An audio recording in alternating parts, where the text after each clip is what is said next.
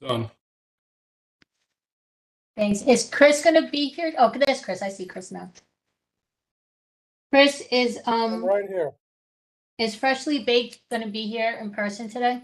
That's what they say. Okay. I'm around a little bit late because they're going to Manhattan for a little bit because they have something over there too in the same day. But the gentleman said yes, he's going to be present. Okay, so we're gonna start our agenda and then hopefully they're here by the time everything gets done. Yep. So, the time is 7:03. It's October 18th. This is the Bronx CB11 Economic Development Committee meeting. My name is Veronica Castro. I'm the chair, and we're gonna have the committee introduce themselves. My name is Shodana Bricken from the board.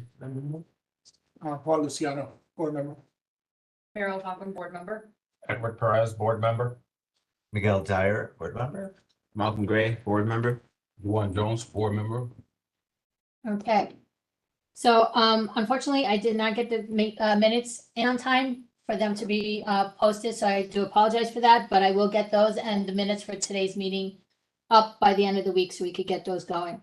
So the first one on our list is renewal liquor licenses. The first one is Burger Time located at 1080 Morris Park Avenue. They're applying again for wine, beer, and cider license. Chris reached out to 49 Precinct. The 49 Precinct had no issues with this location. I've gone by the location. I've actually frequented the location before, and they're very quiet. They're a good establishment. There haven't been any problems. Does anyone on the committee know of anything that should be brought to the committee's attention for this location? I mean, I'd say I would know, if I had the chance to actually research them. I didn't see that until it came on the agenda that was emailed to me today. Was this posted before? Yes. Yeah. Okay. All right. Yeah, I just send out the reminder just in case anyone hasn't seen it, that they could take a look at it, but. What kind of environment is it? It's a small little establishment that has just a few tables, or actually a few booths inside. They have an outdoor space that they use during those warmer months. They don't really utilize it too much during the winter months. It's quiet. It's a burger place. Okay. They do sell other things, but it's a pretty quiet place. Yeah, it's on the block. Yeah, It's not too far from here. Yeah. Pretty quiet. it's near, it's like a couple of doors down from Patricia's. Nice. Okay. So anybody else? They have karaoke.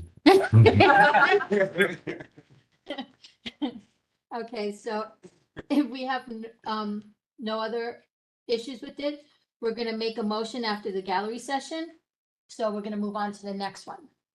That just so you know, everybody knows, we make the motions after the gallery session, so we can hear from the public should they have any issues or questions or concerns about any of these locations. Okay, the next one is Morris Park Inn, located at 1024 Morris Park Avenue. They're also for wine, beer, and cider license. That's a renewal.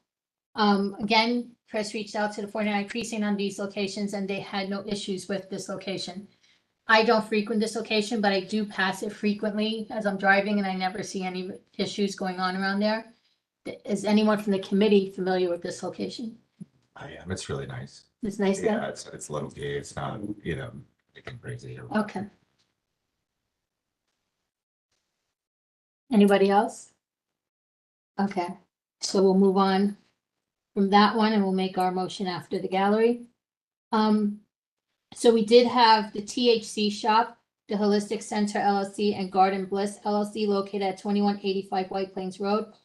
They were putting in for a license, for a cannabis license. They've sent in an email stating that they had to, is this it? Yes. They sent in an email stating that they are withdrawing. The email reads, "My name is Maxine, a consultant reaching out on behalf of my clients, the THC shop, the Holistic Center, and the Garden Bliss, who submitted a notice to municipality for the following address, 2185 White Plains Road. Unfortunately, the landlord just confirmed they will not allow this property for cannabis use. Therefore, my clients will not be attending the meeting on October 18th. We are actively looking for other viable properties and will be in touch if anything changes. We apologize for any inconvenience and thank you for understanding." So at this time, we're not gonna we're not gonna be voting on it since they are withdrawing it. I'm sure they will find a new location and they will come before us again, and when they do, we will take that into consideration and vote on it at that time. The only thing I gotta add into it, Veronica, if you allow me. Sure. All three names had the same address of the company. Right, And, but I just called only one of them, and the gentleman says that, the lawyer, which is the lady that sent the email, is gonna notify you. So, because I asked them, can I have it in writing? Because, nowadays, rather have it in writing than just, somebody saying that, no, I'm not coming over there, or no, we're not gonna open. And that's why I confirmed it. no, this is great, and thank you for asking for it in writing, because that's good that we have it on record. That Has- they, Yeah, it has to be official, most definitely. yeah, great, thank you, Chris, I appreciate that. The next one up is the Freshly Baked New York City, but they don't appear to be here at the moment. Can I suggest something? Sure, Right on the application, it's his telephone number. And I think is his cell phone number. Just dial it from the office number. Shadow, can you dial it from the back of where you're sitting over there? Put it on the speakerphone. Shadow, hold on, let me pull up Let me have a the, number for it. office number. You know his name? David, Kroniki, David Kroniki. this is burger I'm sorry, time. Dave Niponsky. Last name is Niponsky. Okay, I'm just looking for, I have their application here. Yeah, Shrino, can you just hit unlock on the screen there? It should be the first one, just what says unlock. Thank you. They say though that they're gonna be around slightly late. Did it unlock? Yeah, in the okay. camera. Thank you, Shrino. Get a number? I think Hold on. that's a call there. Oh, yeah. Hello? Hi. Hi. Your name? Board meeting? Yes, I'm Dave Nikonski from Freshly Baked New York City. yes. As a matter of fact, we were just about to discuss yours, so if you wouldn't mind coming in, where's the, can you give me the sign-in sheet, please? You made it perfect timing. We were actually looking for your number to call you. So on the back, I'm sorry, just sign in both your names on the back, and then we can start discussing your application.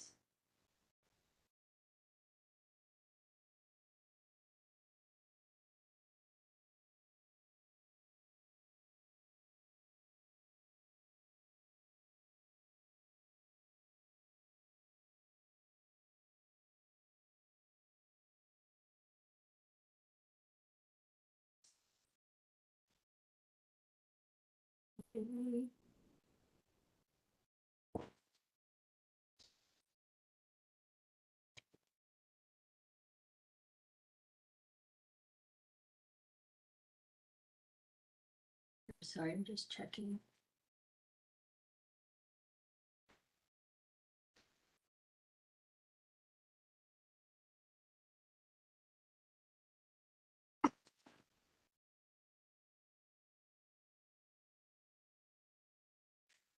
This is the application. Freshly Baked NYC. One of the first questions that we have for you is 2152 and 2154 is currently a GNC and a furniture store. They still seem to be actively in business. Yeah. Are they closing soon? The furniture store certainly is. The GNC has already been released to somebody else. The furniture store is 5,000 square feet and our offer is on half of it. So assuming that we're able to successfully converge with the property owner on terms, then we'll split it and we'll take one side of the 5,000 square space. Okay, so you don't have a definite arrangement yet for that We don't have a location? lease now. We have New York State site approval on it. And we are in negotiations with landlord. Okay. Have you ever had a business, any business before that you'd have to get a license from, like a liquor license or anything of that sort? I have not. Have you? I mean, that, yeah. Okay. I'm trying to think, because this is kind of new to us, so you Sure, have yeah. to bear with us with this. Does anybody have any questions before I think of anything. do. So usually the cannabis stores usually have security, So, right? So like they usually have the double doors, you know, buzz in, buzz out. Since you guys are splitting the space, it's with the GNC, right? no, the furniture. Furniture store. So like what improvements are going to be made in that section to know? Yeah, excellent question. So the current offer that we have would have the owner splitting the property and Mhm. installing separate entrances for each. We Right. would then install like a little vestibule area. Okay. We would have the security doors that you're describing. We have security in there. ID checking would be in there. Okay. Are you gonna have security guards? Yes. And how will you be checking the IDs? Just a visual? Will you be scanning them? No, it's scan. Okay. Uh, Will you some be questions, having Bob. cameras? Sure. I don't know. Will you be having video cameras inside and outside of the location? Yeah, yes. In fact, actually, that's a requirement. State. Okay. Um, Could you provide a deeper, and I'm sorry, I got quite a few questions for you. I had quite the day to go ahead and plan for this. Excellent. I read up on you and your resume is quite impressive. Oh, thank with Google and the skills that you have and beyond the doubt, I know that you can run a business based on what I've seen and based on what I've read. But I do have some questions for you. Okay. And first is location and community. Mhm. Right?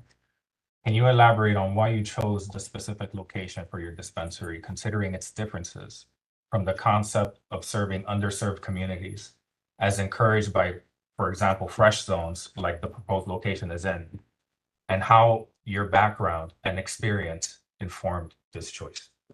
Sure. Just to make sure I actually answer your question. You're asking why did we choose that particular location and neighborhood and how did our background influence it? Yes. Okay.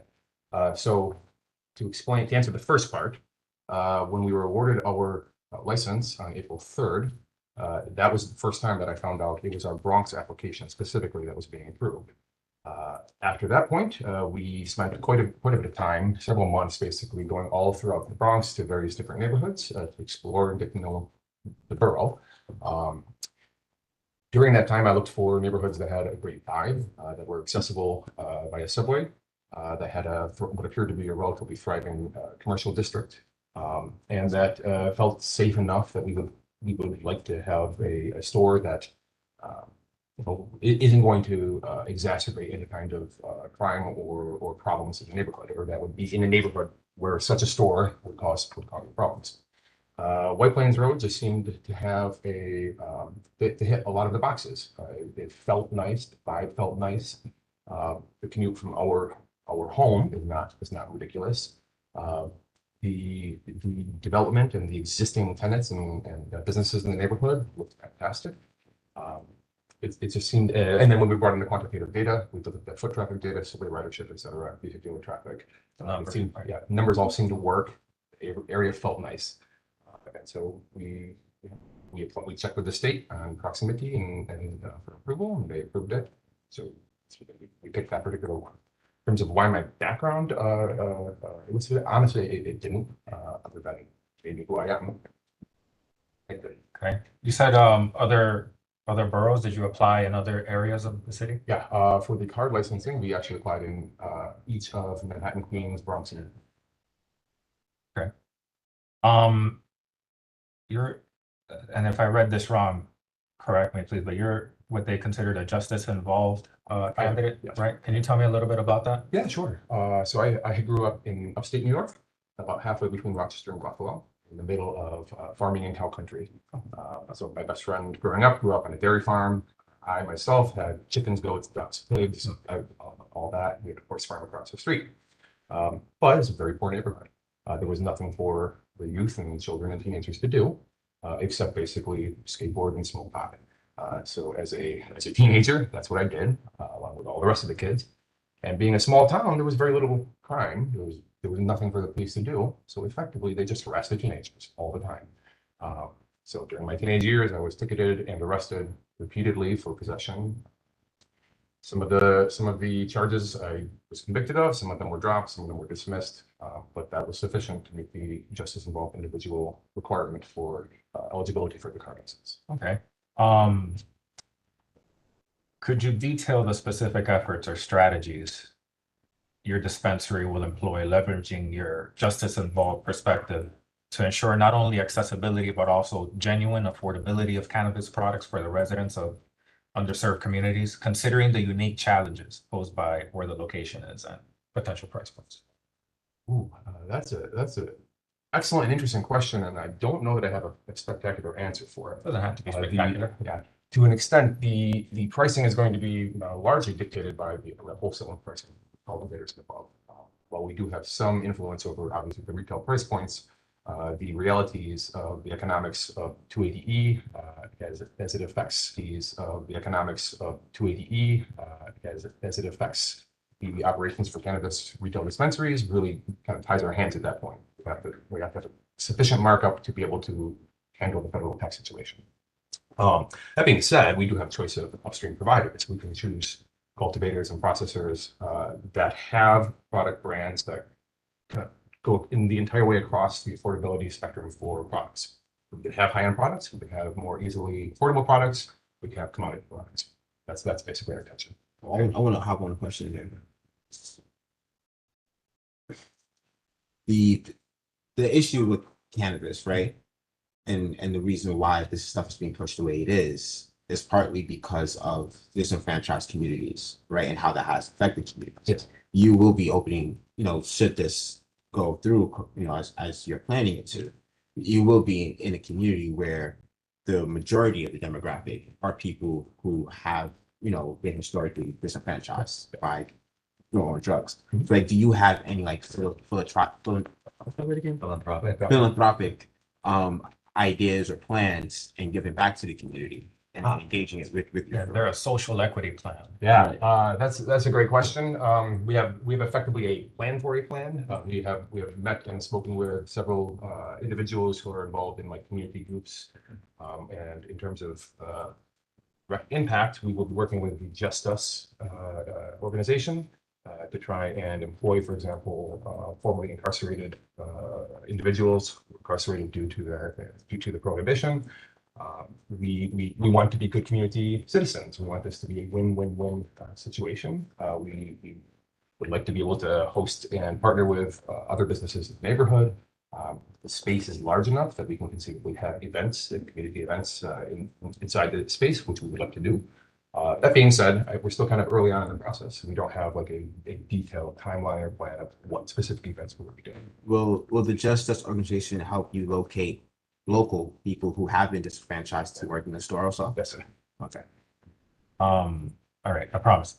3 more questions. No, ask as many as you'd like. You can't get to know us. You were talking about Just Us and the people that you would be hiring, right? And I already had something related to business operations here, so this is a perfect segue to that. Could you provide a deeper understanding of your strategies for staff training, emphasizing how your background and experience as a justice-involved individual will shape your approach to making informed product recommendations to customers while ensuring full compliance with regulations regarding prohibited health claims? Sorry, that was a long question. I want to make sure I understood it. You're asking A deeper understanding about your training, right? How are you going to make sure that the people that you, right, and the people that are working in your business aren't are in full compliance with regulations, basically? Well, compliance is one of the cornerstones of a successful legal cannabis business. Right? It must be present without question. The state has various restrictions on what kind of advertising, actually very strict restrictions on what kind of advertising and labeling can be done, and what kind of things can be said to customers. There's an entire slew of prohibited words, terms, and implications that you. Sorry to stop you there. Where can you find that? It's on the OCM's website in one of their guidance docs. I'm happy to provide. I can send it to you afterwards if you like. Great. So yeah, in the regulations, there are a list of terms and phrases and things that you cannot do. And the state has, it is obligatory from the state that we provide training that covers this. So I don't have a training slide to show you. I'd be happy to produce some and send them to you in the future. But the state requires that we do exactly this, and we will. We have talked with some people that train specifically for Yeah. bartenders, and we are going to work with a group that also it will guide us through whatever is not. It's like 48 pages of regulations. It's not that bad. Yeah, but I No, I don't know where, I don't know what version of regulations you were looking at, but. I want that version. I couldn't find it's a lot. that. That's what I was looking for, because I think our questions have to revolve around those regulations and how you're gonna comply with them. So, yeah, that would be very nice if you could send me the link. Yeah, I'll give you my card. Yeah, also reached out, they had a presentation not too long ago with the different, by, I think it was OCM. I wasn't able to make the presentation, but I reached out to the person who was doing it to ask if they could send us that information. So hopefully they'll respond soon with that information. And if I do, I'll submit it pass it out to the board. Thank you so much. 2 more questions and that's it. You've seen the area, you've driven around the area and stuff, and you know the businesses in the area. So given that location is adjacent to many of it's an area that has a lot of designation for sidewalk cafes. So if they're not there, those are businesses that could potentially apply for sidewalk cafe licenses. How does your business, guided by your justice-involved perspective, plan to educate customers not only to respect, but actively support their neighbors and ensure that the use of cannabis products doesn't disrupt the surrounding community? Okay, that's a great question. Well, first, the state did not allow on-site consumption of cannabis in the retail dispensaries. They do make an option available for on-site consumption lounges, but that is not what we're trying to do. So we will have posted throughout the store, as do most legal stores, that consumption on-site is not allowed. We're also, I guess I hadn't considered trying to educate people, don't smoke directly outside next door, but that's actually a good point. We probably should. We have to put some signs that is in the regulations. And also, we are planning to have printed material of what is permitted and what is allowed and what is not allowed in the printed premises. For instance, if there's a bar, you'll see a sign outside, respect the neighbors. Yeah. You know, that kind of deal. Which I'm kind of curious, because in that specific area, if you walk around there, I want to say about 1 o'clock, 2 o'clock in the afternoon, there is a vendor that is vending on the street. And I'm aware that they do sell marijuana there, right? I've seen this, yes. Right. There are actually several of them. How do you think that affects your business, and how would you help, I guess, alleviate that issue?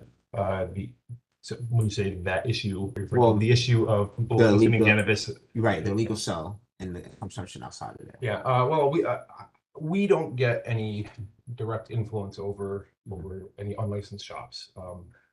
The state has basically declared their intent to begin enforcement of either shutting down or bringing into licensure and compliance illicit shops in the neighborhood, preferencing the neighborhoods where licensed shops open. So my expectation would be that if we are successful at opening on White Plains Road, the OCM is going to come in and start increasing enforcement to shut down any of the unlicensed shops, which would presumably include anybody who's sitting on the sidewalk or in the mobile van that I see across the street from that. Will you, because part of the issue too, I see here too, is that let's say you were to open, right? People can attribute your presence there as being part of that problem, right? They might say that, this happened because of you. Will you be active in partnering with the precinct and, other officials in the area to ensure that there's more oversight? And I'd be happy to, yeah, absolutely. When we had the OCM, I think it was a couple of months ago, they did say that the idea was that with legal shops would come more enforcement. Okay. So Within CB11 already, like on Alton and a couple other areas, they have been movements of shutting down some of the illegal smoke shops. They've taken some of the inventory from them, and they'll go back and they'll take it again if they open again. So they have been actively doing stuff in CB11. There have been actions like that, and they will ramp up over time. The OCM has been hiring their enforcement division and has been for the last several months. And the cannabis control board meeting that just happened was it yesterday, right? The control board approved additional emergency enforcement regulations that will assist in the enforcement action. yeah, they just changed. Yeah. One question that came up, going back to when you say you had other applications in different boroughs, what was the reason for those applications not going through?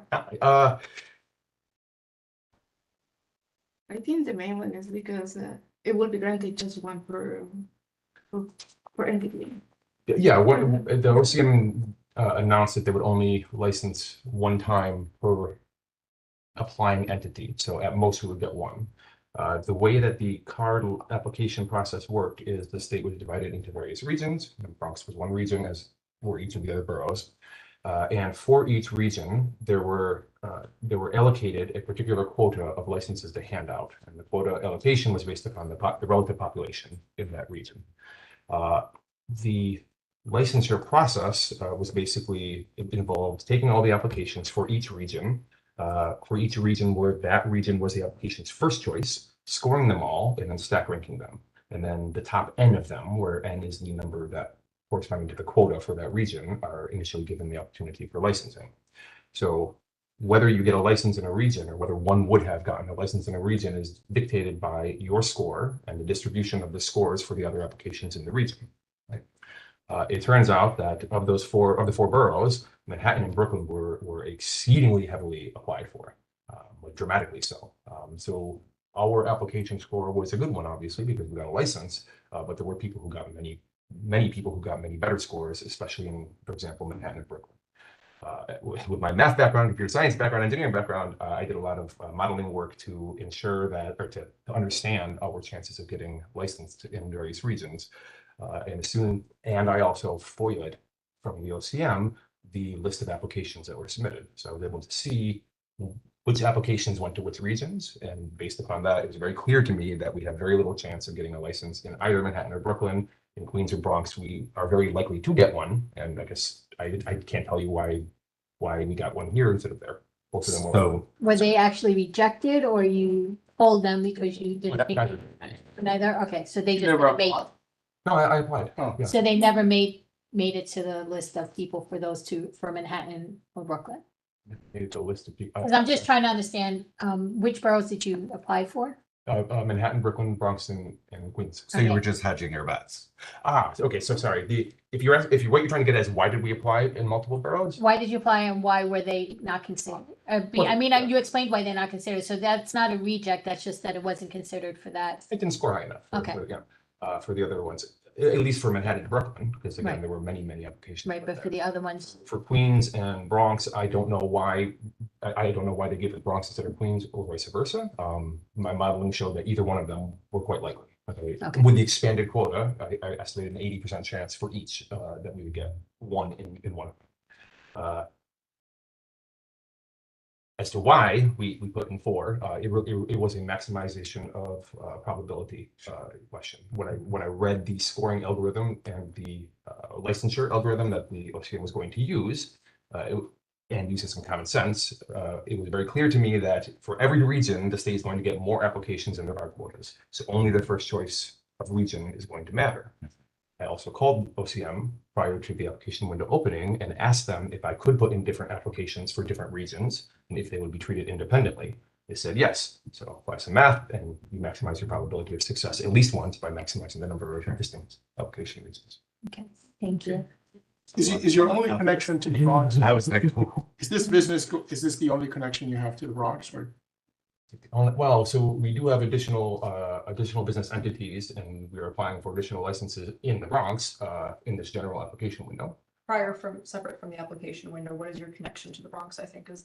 Okay. Yes. So if that's what you're getting at, I don't have a particularly strong personal connection to it. I come here for Yankees games. I go to the zoo. I take my kids to the zoo. We go to the botanical garden, et cetera, et cetera. But I have never personally lived here. Okay. I don't have any family. So one of the questions that I'm sure is gonna come up is, and, no, I'm sorry. No. One of the questions that's come up is because you don't have any actual personal interest or connection to the Bronx or the community, how can you reassure us that you will in fact treat the community with respect and do what's best for the community and not just for your business? Yeah, that's a great question. I think that comes down to a question of character. And the best way I could demonstrate that now is just you meeting me. You can look at my background, as you mentioned that you had, and you'll be able to observe, assuming that we're approved, you'll be able to observe our actions. So it is our intention and stated goal to be a model community citizen and to help. We don't succeed on our own. We succeed as part of a community. With that mindset, Like I am on the board of directors of the New York Cannabis Retailers Association, and our motto is collaboration over competition, right? A rising boat, a rising tide floats all boats, and I firmly believe that everyone succeeds best when people help each other succeed. So that philosophy I will take not just from my work in this association and the rest of my life, but also through this business. Piggybacking off of that, oh, did you have that? Go ahead. Piggybacking off of that, in the interest of community, as a goodwill gesture, would you consider getting us all freshly baked? That's just kidding. I don't. Yeah, you don't have to answer that. Well, no, Were it up to me, I'd be fine with it. The state does prescribe us from giving away cannabis products. Okay. So we could do that to our employees for sample purposes, but not to non-employees. so, Compliance matters. so I'm gonna turn my question into a recommendation because my question was kind of asked earlier. I recommend that you engage in a meaningful way with the local community that you're gonna open up your store. That way you can identify ways of addressing any concerns or objections from nearby residents or organizations regarding the presence of adult use cannabis. And that way you could foster a sense of trust, you know, and also, you know, social justice in that fact, right? Because it's legal, you know, people have their needs that they want to go ahead and sell it. There's a demand for it. You've obviously been given the green light by the state. But, you know, I do recommend that you join your local police precinct council so you could have your ear to the ground and then, you know, find out, you know, look at the board calendar. And even if you're not going to be here in person, log in online every now and then, or at least go back in YouTube and look at the recordings so you could hear or see if anybody said something about your business so you could get on top of it before it becomes a problem. That's a great idea. I agree, and also, you know, Be free, feel free to use one of our cards. Thank you. When it works. we would love to have, personally, I know, I would love to have like quarterly reports. How's everything going with your business, right? How's everything going financially? How's everything going, you know, safety wise? We would love to know, like, you know, how you guys are acclimating to the community. That's not, how can I say, it's a great idea. It's not It's a recommendation. Yeah, It's just if you feel comfortable doing that, we'd be interested to know, but again, it's not a requirement and that would not affect our decision on objecting or approving, Understood. you know, but again, Consider the 49th precinct. Yeah, that is an excellent idea. We'll definitely do that. To respond to that, I'm happy to come back and give you guys updates. That's yeah, fine. you're welcome anytime. Probably not to like show you our books, but I'm happy to give you No, no, that. no. Like, hey, things are going well, things Yeah. are iffy, or, you know. Yeah, again, Yeah. you can always come back if you're having any kind of difficulties that you think that, you know, should you be approved, I'm not saying you are approved, should you be approved? If you have any difficulties, you're welcome to come back to either our committee meeting or to the full board meeting and let us know what issues you may be having, okay? Also, in other words, when we're doing head counts in different areas, the sense of community is beautiful. I mean, people greeting each other, walking and stopping and have a small conversation and just. Yeah, for the most part, this community is pretty good. So, Like any other community, we have our issues, but for the most part, me personally love living in this community. when I saw that, I really said, this is going to work because this sense of community is. Thank you. You could feel it when we were in the observer part. It's a very visceral thing. Thank you. Does anybody else on the committee have any questions? I just wanted to say for the record, that was an absolute joke. Oh, yeah. I have a statement of support that I'm not just do that. When we do the motion when we had the discussion part, you could do it. Okay, so now I asked you guys to stay because we're not gonna make the motion just yet on whether we're gonna send a letter of objection or letter of support. We're gonna open it up to our public. I know there will be questions for you guys, so we appreciate your patience in answering them. To the public, to the gallery session, you all know usually my meetings, I don't put the 2-minute speaking limit, but because of the subject matter, because I'm sure that there are passionate people on there, I am going to limit it to a 2-minute speaking. Got you. Thank you. Thank you. Again, I'm just gonna say before we open it up, please abide by our conduct rules.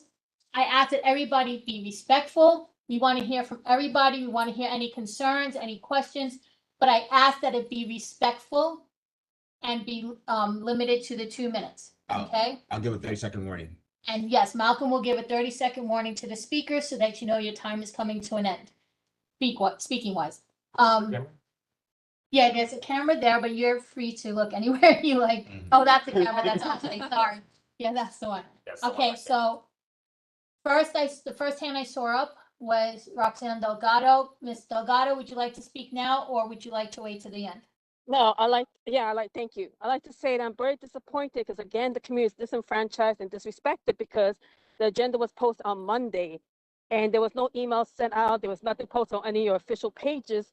So basically circumventing public input.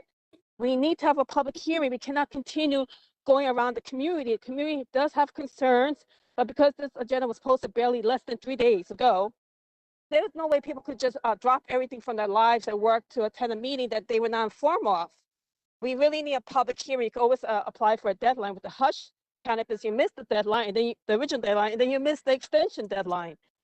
But we really need a public hearing because, and I feel like very offensive that they say OCN will only do enforcement when there's a legal dispensary. That makes no sense because they spend millions of dollars doing PCAs, telling users not to buy from illegal shops because these products can be unsafe and they're unregulated. So they basically look the other way around while people are buying unregulated, perhaps unsafe products. But now that businesses might come into the area, they'll decide, oh, let's for the financial interest of this business, we'll do enforcement. You know, this is so disrespectful to the community. I mean, I do have concerns, but it's not about my concerns, it's about community concerns, and we need a public hearing so we could get the people to express, the people that actually live here, people who actually use White Plains Road, people who are involved, who've been living here for 40 years. I mean, I don't know why the board continues to circumvent and disrespect and disenfranchise and disempower this community. We did it with the White Plains homeless shelter. You did it with the Bronxdale diet. I mean, if I don't look at your agenda, no one will know anything that goes on here. I hope you do the right thing and do it at the public hearing, please. Thank you so much. Thank you, Ms. Delgado. Thank you. Okay, we can and we should alert the people maybe to our Facebook page when something's coming up. We don't always have the agenda. Sometimes things come up at the last minute and it's put on the agenda, but I do understand what you're saying, and we can in the future try and make it a little bit more presentable to the community that something's coming up. So we will work on that. Thank you, but the application was dated October 2nd, and we didn't hear about it till just 2.5 days ago. So October 2nd, they can send an email out advising people of this application.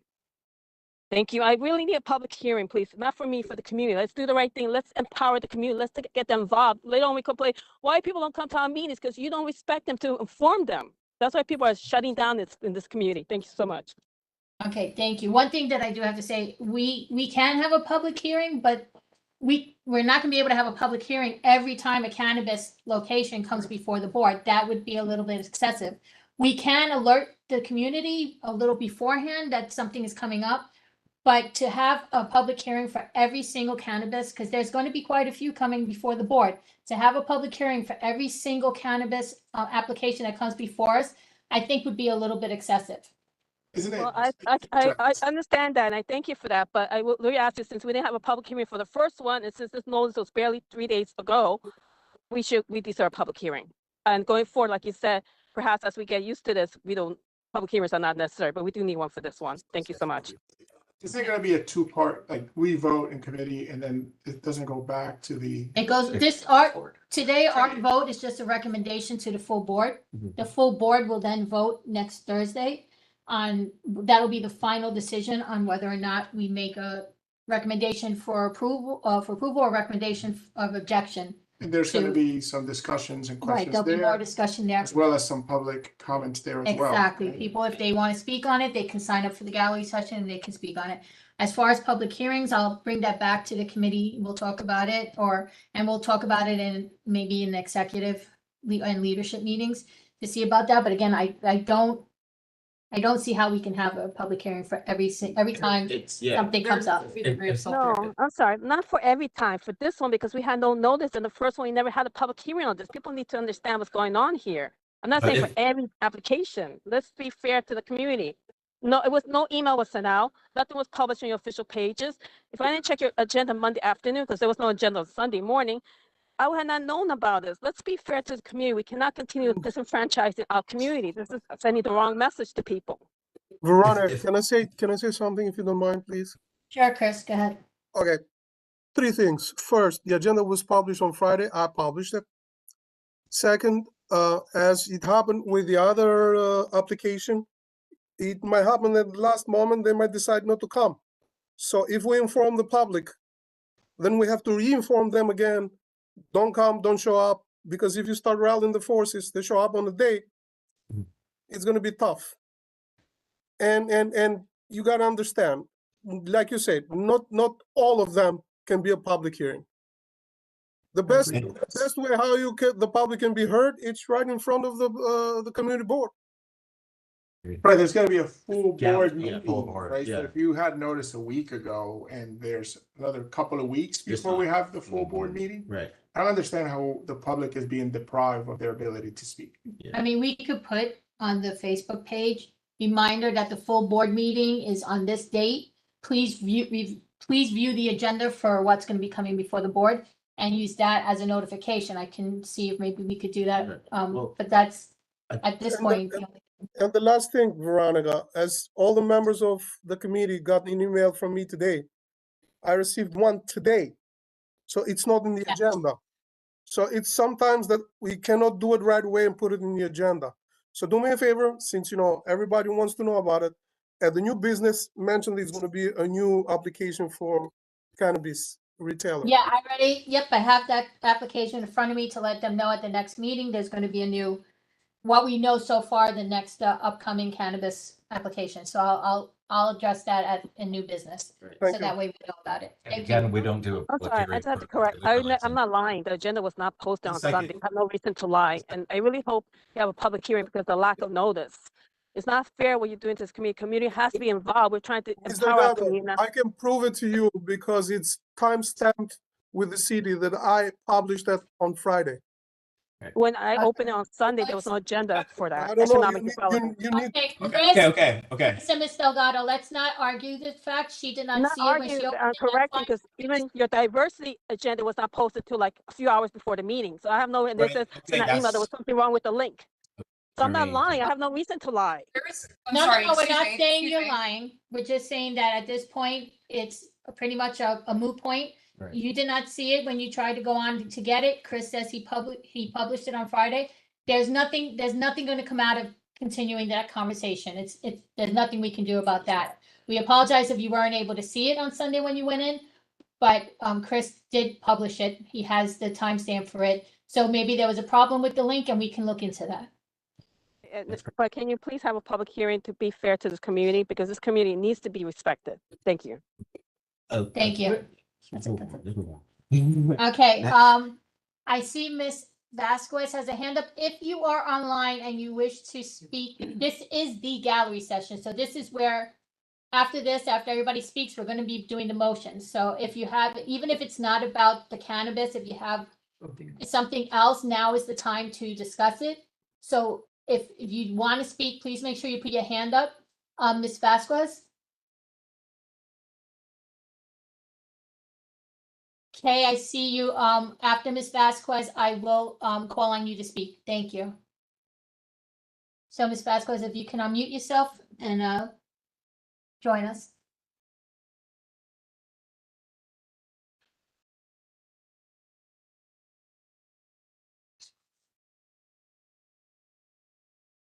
Is she? Ms. Vasquez? He's on mute though. Yeah, we can't hear you and I can't unmute you from this end.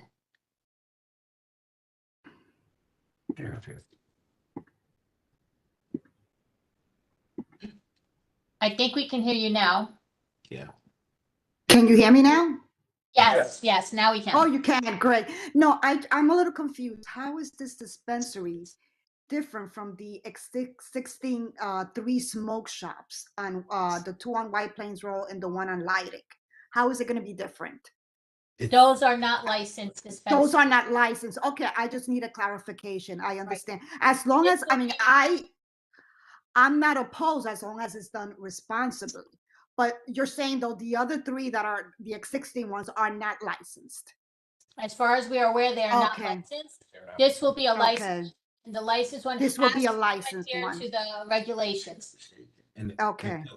and a quick All right. clarification. Those Okay, are thank you for the free clarification. Tobacco, welcome. they're supposed to be tobacco shops, but if you do sell, you do witness them selling marijuana or anything like that, definitely report it to the Yeah. authorities. If you do see them selling any kind of cannabis product, you should report it to the 49 precinct so that they're aware of it and they can put it on their radar. Can I add, the New York State has a simple to use reporting form.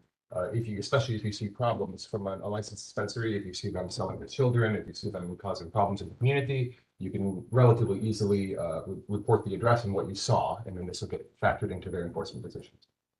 Right, usually. Okay, got it. Thank Thank you. But I think the sheriff's. Thank you for the clarification. The enforcement, You're welcome. but they do work in conjunction with the 49 precinct. I will say this, earlier, somebody had said that there was something financial about, money about the enforcement. I just want to remind everybody that Assemblymember John Sakaro and Councilmember Marjorie Velasquez have had a campaign pretty much addressing the proliferation of illegal smoke shops and enforcement in conjunction with the Sheriff's Office and NYCWP. On Tuesday, October the 24th, at the Bronx House Community Center, there's going to be a forum from 6 p.m. to 8 p.m. Where both the assembly member and the council member are going to be. It's going to be a community town hall. I recommend you go to that. So if anybody has any questions about enforcement or what anybody's been doing or has not been doing, Right. that is the venue to go ahead and bring that up in. Would you be able to send me that, please? Yes. We have somebody from Mr. Zakaro's office. Evan, yeah. Evan is online, so he can speak something if he wants to. From what I understand, with the recent changes, that they kind of took it off of the sheriff's office and empowered the OCM's own enforcement. Yeah. So Okay. OCM takes in the complaint, and then they work in conjunction with the sheriff's office to enforce. Okay, anybody else? Diana, you have your hand up? Yes, thanks. So my question is that there seems to be a lot of confusion about the difference between the legal dispensaries and the illegal dispensaries and what the community board's role is vis-a-vis each.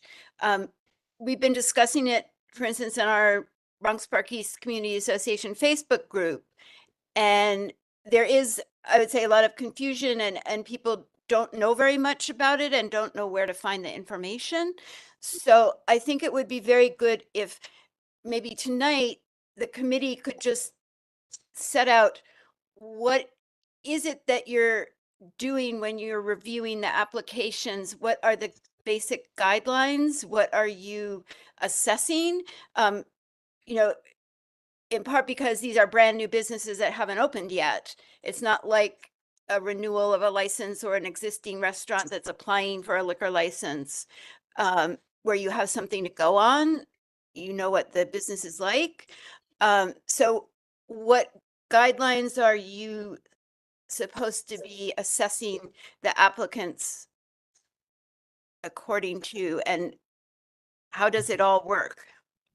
So I think that's why we need the regs. Like Is that done? we need the regs and we need perhaps a presentation from OCM. So that way we know what these We had businesses the- have to Well, do. I and want to say something. questions about Yeah. that. Hold on. I think last year, we didn't know nothing about this. We didn't know what we were discussing, or it came up to us, we didn't know nothing. Committee board invited the owner, right?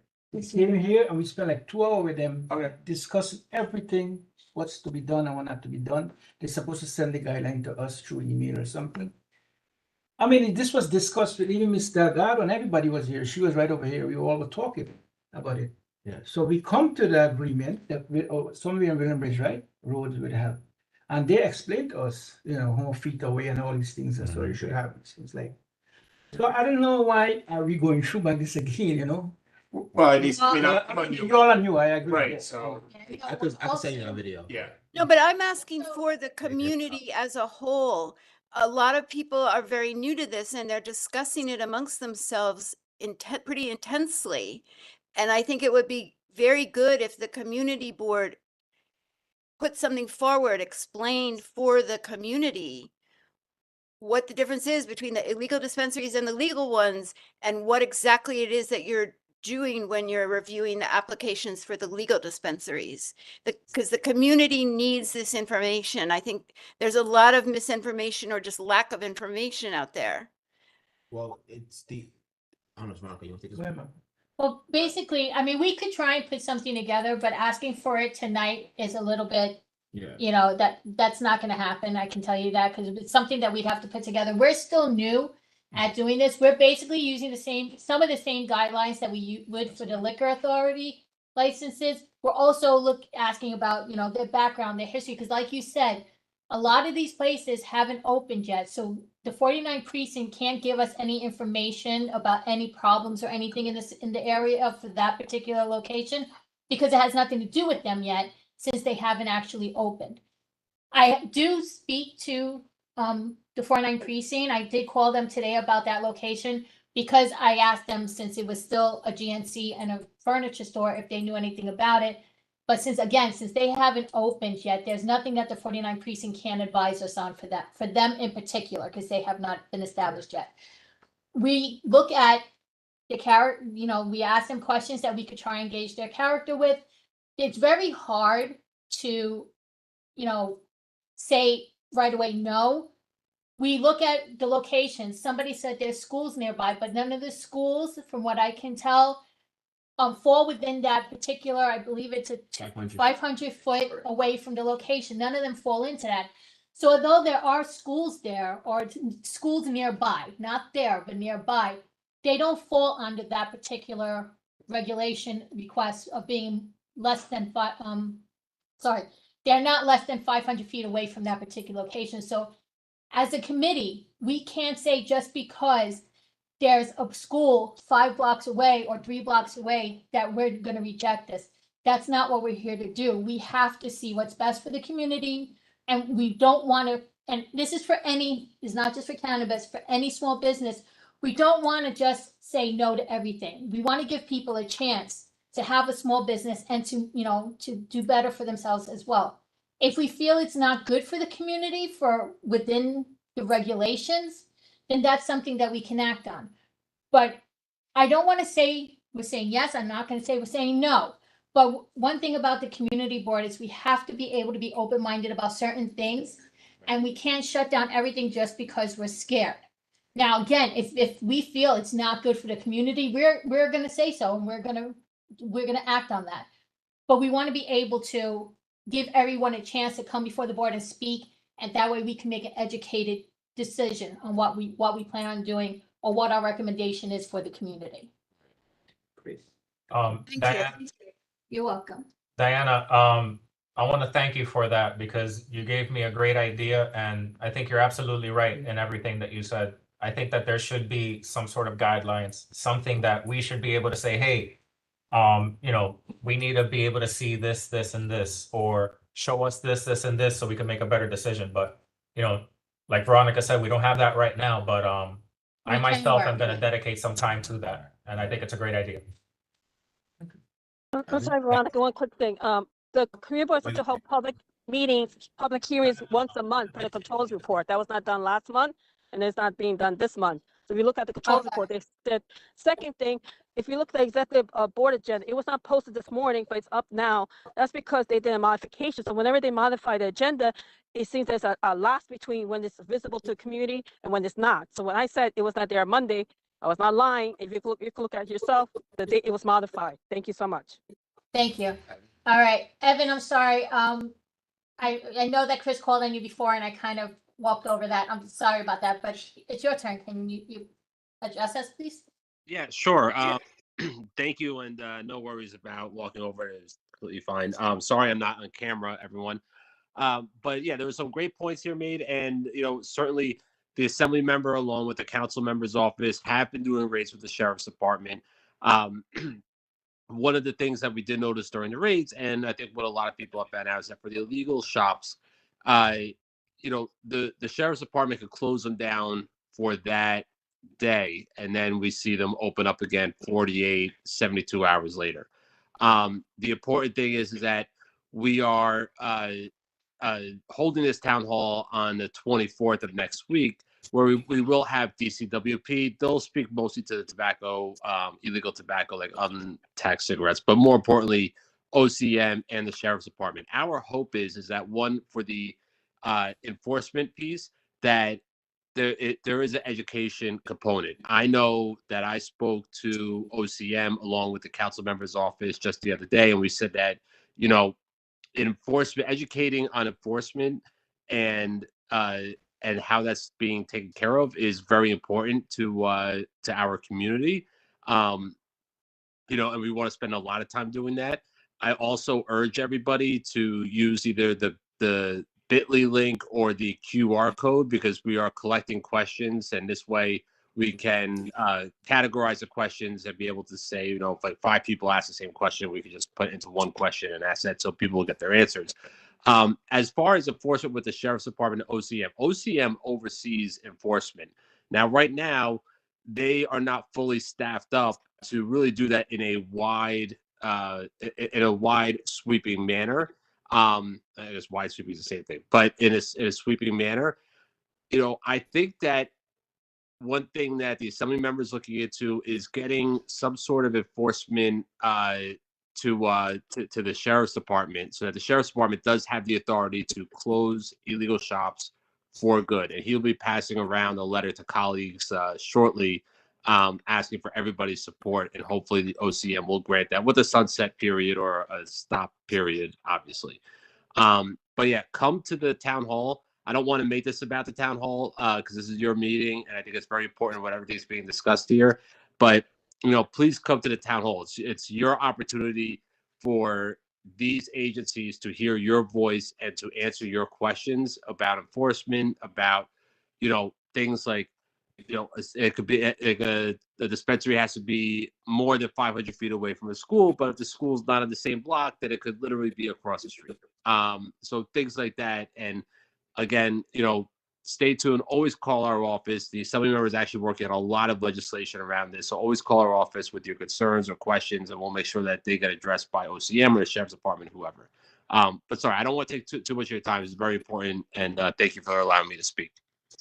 Evan, can you put that information in the chat so that everyone has it? And we can save it too when we save the video. Certainly. I'll do that right now. Thank you so much. I appreciate that. You're welcome. Okay. Is there anyone else? And again, I'll remind you, this is the gallery session. So even if it does not have to do with our guests today and their cannabis application, if there's anything else that you would like to address to the committee, now is the time, because we will not be having another gallery session after we vote.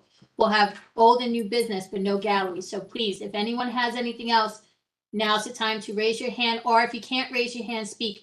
Actually, I remember, Kay, didn't you say you couldn't raise your hand and you wanted to speak? Yes, I did. For some reason on WebEx, I can't maneuver certain things on my phone. So I tried to raise my hand and I couldn't. I'm sorry, I'm having allergies this week. Yeah, I just wanted to make a point. Anyone who is with any of the community groups or the head of any of the community groups, if the community board can't do public hearings, maybe it's upon us to do them with the groups ourselves. This way, community members that might not take part in community board meetings can be apprised somehow. It's just an idea, just a suggestion. People can do whatever they think is the best thing to do, but I think if we really want to raise awareness, maybe the local community groups could host public hearings and stuff. This would alleviate the community board to do what they need to do, and we can do what we have to do. And that's it. Thanks. Thank you. There is a requirement that the community board have public hearings. For this particular issue for this particular cannabis application, the full board meeting is next week. There's some meetings going on. I'm not sure about the ability to have a public hearing before the next community board, full board meeting, which is next Thursday. We can look into it, but I cannot make any guarantees about that. Either way, we will vote on it tonight for our recommendation to the full board, and the full board will vote on it on Thursday. Okay, but we will look into that, and thank you for your suggestion. That's something that could be looked into also, Kate. Thank you. Thank Building you. Suggestion, you're a board member for the New York Cannabis Retailers Association, right? And I know you can't speak for your board, but maybe you can go back to the board and maybe you could set up a meeting with either myself or the community board, or have them come down here where we could discuss maybe them entertaining this recommendation by the public of hosting their own town hall, where since there's already a retailers association and they're already applying, maybe there could be a number of retailers, right, that can attend that town hall and give the public the opportunity to discuss and ask questions. That's a great idea. I will definitely bring that up. Thank you. Sorry, Mr. Perez, the board could ask for extension, 30-day extension for, from OCM and hold a public hearing. Why are we not giving the public a public hearing? I don't know why. We have mandated to hold a public hearing once a month by the controls report. Can you stop for a minute? Yeah. Okay. Roxanne, I was building on what Kay said. I think that was a good gesture from me involving David and giving that idea so he could go back. I mean, it's better than just flat out staying quiet, and it's better than just flat out saying no.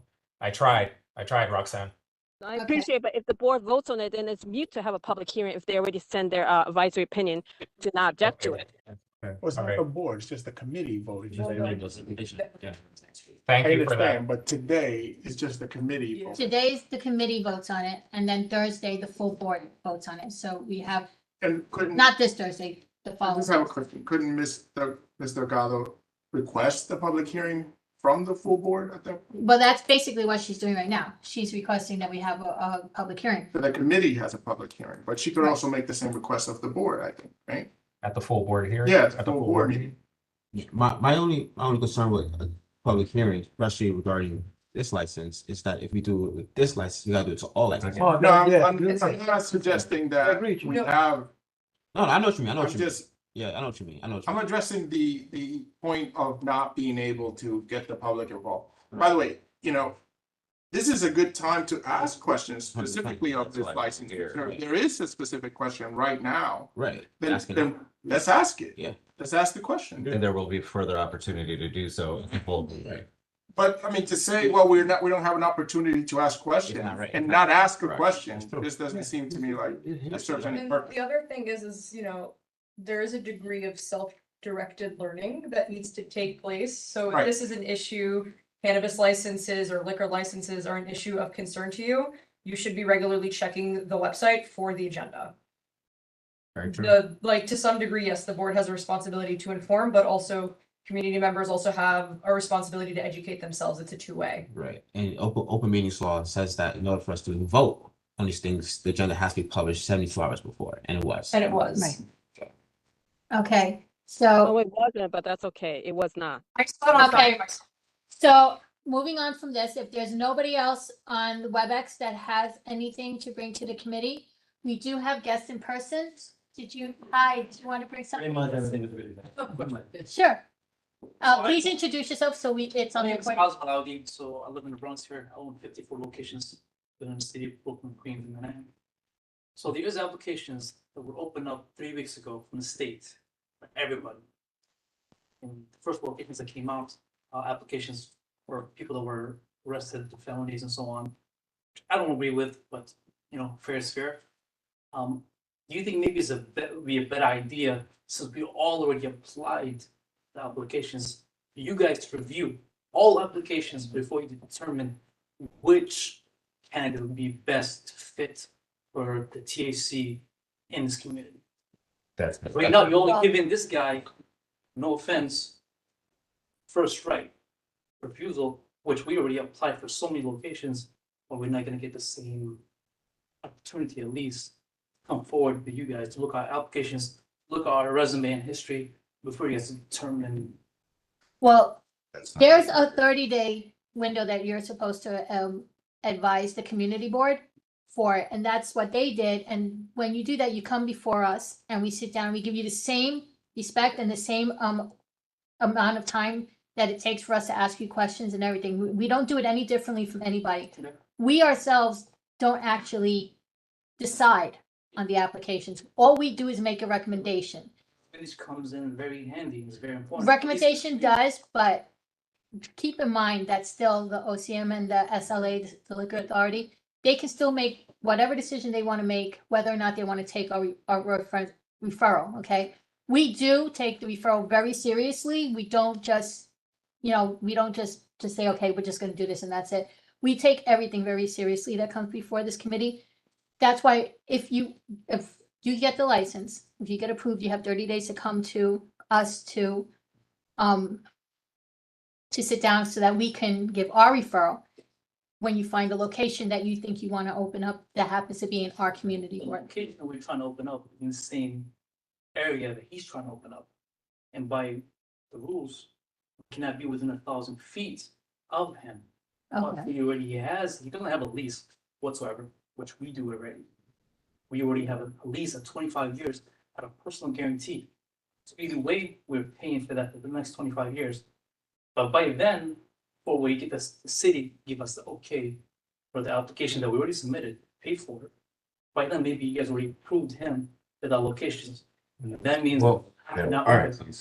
I think he's ahead of you in the application Sense process. that, yeah. And you're ahead of him in the leasing We, process. as a community board, our role in this process is not to make or break businesses. Let's clarify that quickly, right? Yeah. We do not say you get to be here, you do not get to be here. Our role, as was stated before, we have a set guideline that we need to follow. Yeah. You need to just when you get that approval and you come to us, our role is to go to that location, is to look and see if you're in a certain amount of distance from the school, certain amount of distance from a place of worship. We need to be able to ask you questions about your business, right? And to see whether or not, you have the security in check. The same way that we go about the SLA, not the SLA, the liquor. SLA, State Liquor Yeah, Authority. SLA.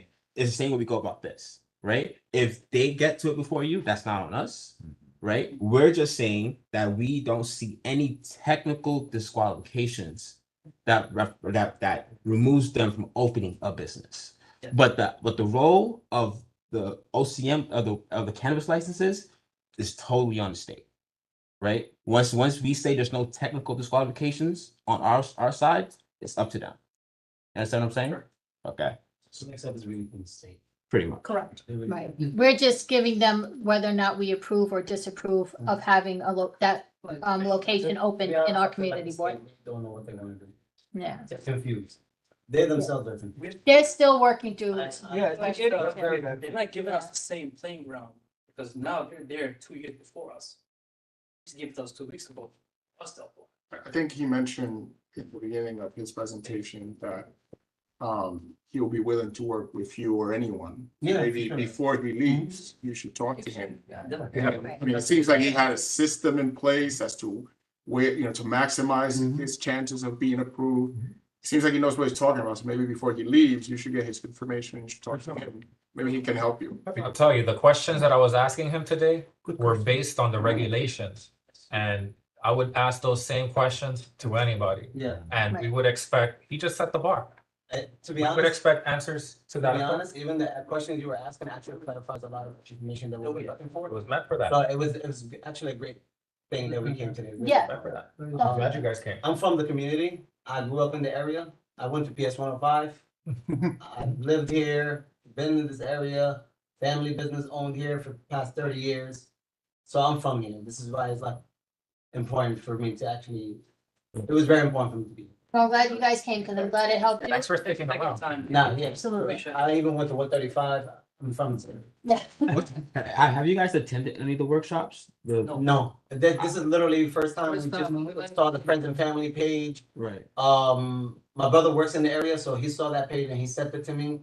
I saw it and I'm like, oh, wait, hold on. This is something that really matters, like important to me because this is our business, this is our community, this is our business. It matters to us in particular. We're all partners. So I saw the post the other day, and then we came right away. That's why we didn't have no agenda. Yeah, we didn't know anything about what was going on. Where did you see the post? on Facebook. It was like the Friends and Family, page. Thank Okay. you. Pelham Parkway. Thank you. You didn't see it last time. You don't want the guy to say, that big. Okay, thank you so much. You guys are welcome to come anytime. If there's a possibility that we can get information from you guys, like for example, business cards or any information from committee, that'll be really helpful for us to get to know each other. So we don't have business cards, but we can't give you our information. Emails, phone numbers. Want to hang out till after the committee, we can do that, okay? Thank you. Thank you. Okay, so I think that's it. As of right now, the gallery session is closed. So we're gonna move on to our votes. So in the interest of times, unless anyone has an objection, Can I just say my statement of support? we're not gonna do them. No. We're gonna do them last. Just give me one minute. I know you want to, just give me 1 minute. So in the interest of time, for the 2 liquor license renewal requests, unless anyone has an objection, I'd like to just make one motion on them, if that's okay. Good, that's good, go ahead. Okay, so I make a motion that we send a letter No objection. of no objections to the State Liquor Authority regarding Burger Time located at 1080 Morris Park Avenue and Morris Park Inn located at 1024 Morris Park Avenue, both for wine, beer, and cider renewal licenses. I second that. Okay, seconded by Shrano. Any discussion? Okay, all in favor? Aye. Okay, any Objection. objections? Abstentions? I abstain. You abstain? Okay. 1 abstention. Motion passes. Okay. Okay, the next item on the agenda, which we should have brought up before, but let's do the freshly baked first, and then we'll go back to the THC shop. Let me just write this down here. Okay. So now for freshly baked New York City, we discussed it, but we're gonna have another discussion after for the vote. But I make a motion that we send a letter of no objection to the OCM regarding this location based on I second. second. Okay, so Malcolm seconds. Open for discussion. Um, Yeah, you go. You know, and again, I had some time to prepare this, this afternoon here. May I call you Dave? You may. Okay. Dave and Freshly Baked NYC's application is deserving of a strong consideration. Their focus on responsible cannabis retail makes them a valuable asset to the neighborhood in comparison to the illegal shops. I encourage all relevant parties, everybody in the community, to support their efforts and collaborate for their success of this endeavor. Additionally, the dispensary's location offers a chance to boost the local economy, create jobs that they've already discussed. They're already working with a company on that and training, and generate tax revenue for community investment. That's it. Okay. Anyone else? Okay, all those in favor? Any objections? Any abstentions? Okay, motion passes unanimously. Okay, again, this is just our recommendation to the full board. On Thursday, we will be having another vote on it with the full board. There is a gallery session. And I think it would be good if you were there in person in case other board members have questions that, since they're not here today, they may have questions for you. It'd be great if you were there to answer them, if, you know, if so needed. So This is next Thursday, you said? next Thursday, Good day. 7 o'clock. Yes. Where is it again? Lubin Hall. Okay, it's at Lubin Hall. It's Einstein. Wait, I'm sorry. I think. No, it's gonna get Maestros. Oh, thank you, Chris. It's at Maestro's on Bronxdale Avenue. Oh, but I didn't ask. Yeah, I didn't look it up. I apologize for that. Yeah, so I'm gonna be going.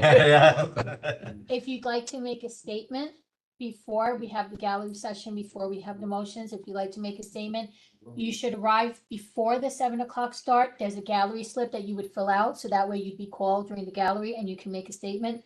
Again, I think it's good, even if you don't want to make a statement, if you just want to be there in case other board members have questions, it would be good. I will be there and I will absolutely make a statement. Thank you. Okay, great. You can stay or you can leave. It's up to you. I think But- your friend I wanna ask. Oh, yes. So if you want to stay and talk to them after the meeting, that's great. So I will. thank you. Thank you. Thank Thank you so you much so for much. consideration. Thank you. you. Okay, now, for the cannabis licenses, we did have an applicant, thank you, Oh, this- for this No, this is one thing I forgot to mention during the agenda. I should have brought it up. The THC shop, which the meeting's not over quite yet, so if you don't mind, thank you, sorry. The THC shop, the Holistic Center and Garden Bliss, that's the name, was their proposed location was 2185 White Plains Road. They did submit a letter withdrawing their application due to the fact that they have been notified by the landlord that he will not allow a cannabis retail store at that location. So right now they have withdrawn their application, so we don't have to vote on that. But if they come before us with a new location, we'll have to, we'll have to look into it again. Did they do the at that 30 time. did they do the 30 days? I don't know if they did. They just sent a letter saying that they were withdrawing it, but since I guess if they had, we They didn't would get have it. Yeah, but if they do, if they do come before us, they'll have to fill out a form if they haven't already, okay? They sent it already. I'll send it to all you guys. Yeah, so. Yeah, no, I didn't print it out because since they were just withdrawing, all I printed out was the letter saying that they were withdrawing, so. That's right. Yeah. Okay. So that's that. So now our motions are done. All business. And now do we have any old business? No. Uh-oh. Oh, I do. So I reached out to the White Plains Road bid. Oh. He answered. Oh, Right. Yeah. As a person? Yes. he answered his phone. Scheduled time for me to meet last Wednesday. I cleared some of my work schedules, to get it done. He canceled last minute. Yeah. Shocking, right? From my conversation with him prior to that, I mean, he basically just told me they don't have funding. He has like 100K from the assessment, things like that. So I guess, I mean, I have other concerns regarding our operations, but I won't say right now. But I guess like that bid is having some issues with their funding and just running, I guess. Wasn't Joe Thompson was the chairman? What was it? At one point he was, but he's no longer the chair. Yeah. He hasn't been the chair for a few years now. I don't know who was it. It's just his name is Justin Lerner. Apparently his mom is one of the property owners, and she's a member of that bid board member there. I know the president Filippo is around somewhere, so we could get in contact with him. I think we should bring. I know bid boards usually have appointees from our elected officials in the surrounding area. So the borough president, the council member, SBS, and the comptroller have appointees there. I think we should bring them Okay. into the conversation. Can. Yeah. Okay, we should do that. Any other old business? Not really, no. Okay. Any new business?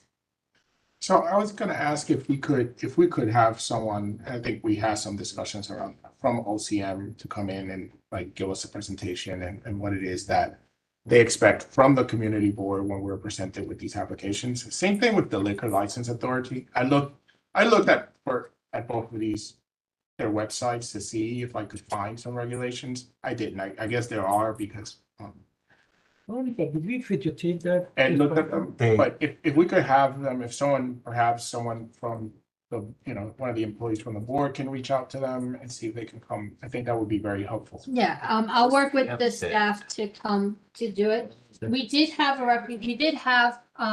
Lengthy discussion. we did have a lengthy discussion with the OCM, but at that time they hadn't actually finalized the requirements and everything. I think they were still in the process of doing it, so it probably would be a good idea Right. to have them come back now that the process is finalized to maybe be able to give us more guidance because than they did the last time. So I'm happy to reach out to them again to see if we could do that. And also with the SLA, it's been a while since we had someone, I don't know if we had someone in many years, come to sit down with us. So that would be another good suggestion. So we could do that.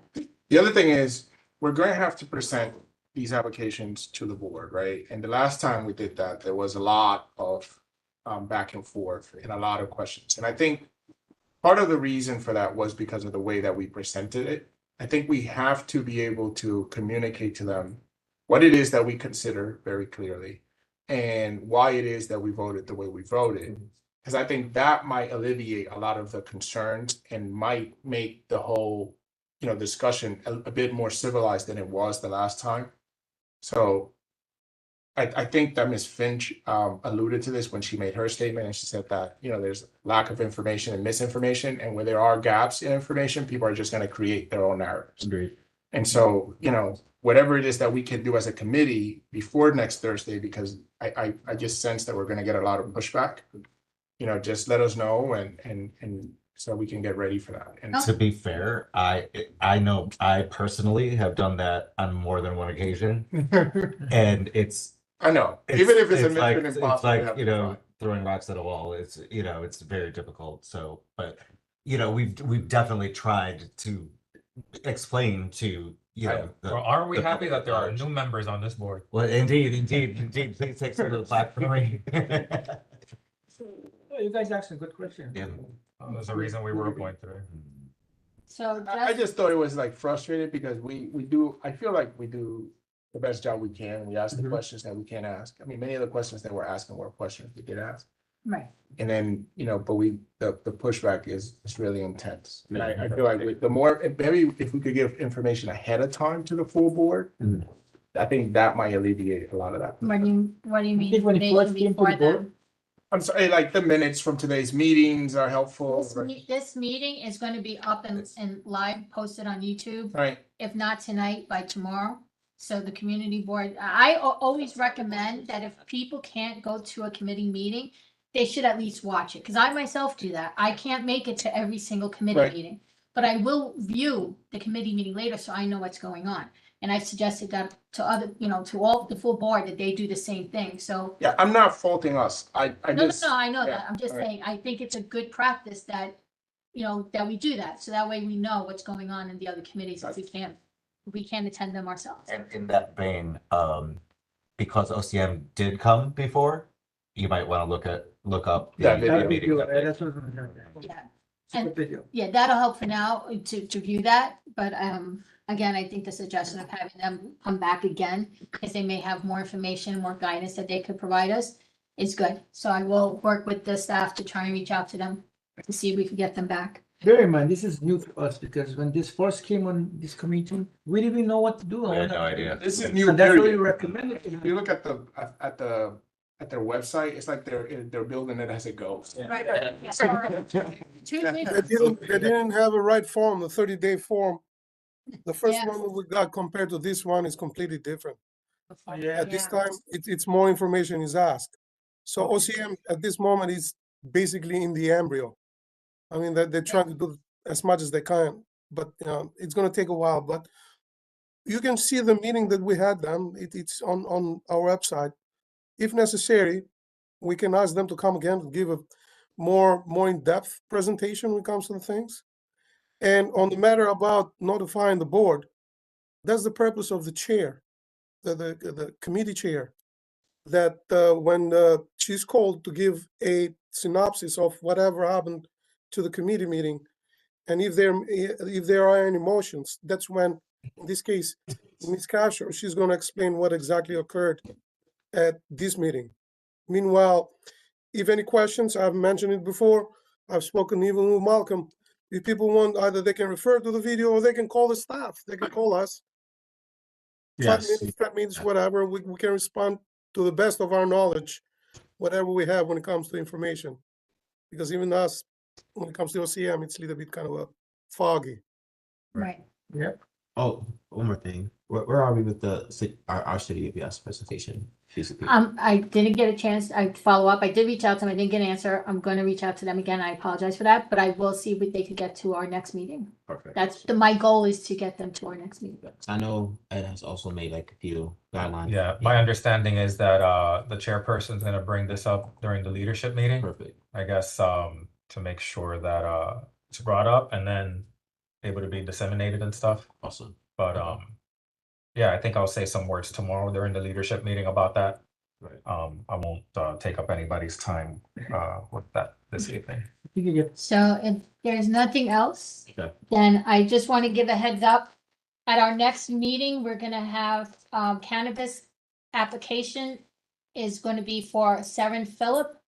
the name of the business is gonna be the Higher Path LLC, and the proposed location is 1417 Pelham Parkway North. Again, that's 1417 Pelham Parkway North. That will be at the next economic development meeting. We will reach out to them. Hopefully they will be coming to answer any questions we may have. If we get any other applications in, we will send out an email and let them know. That way, if anybody wants to join us at the committee meeting, they are more than welcome to join us and ask any questions. So if that's all we have, Make a motion to adjourn. Second. okay, meeting ended at 8:27. Thank you, everyone, for your kindness and for joining us tonight. And please have a safe and happy evening. We will see you again, hopefully, at the next Thursday's full board meeting at my Astros. And if you have any questions, feel free to reach out to us or me. Most of you have my contact information. If not, I give the staff permission to give out my contact information to whoever needs it. So thank you very much and have a safe evening. Thank you. Grew up in. Where we talk? Where you grew up? Let's see. All right.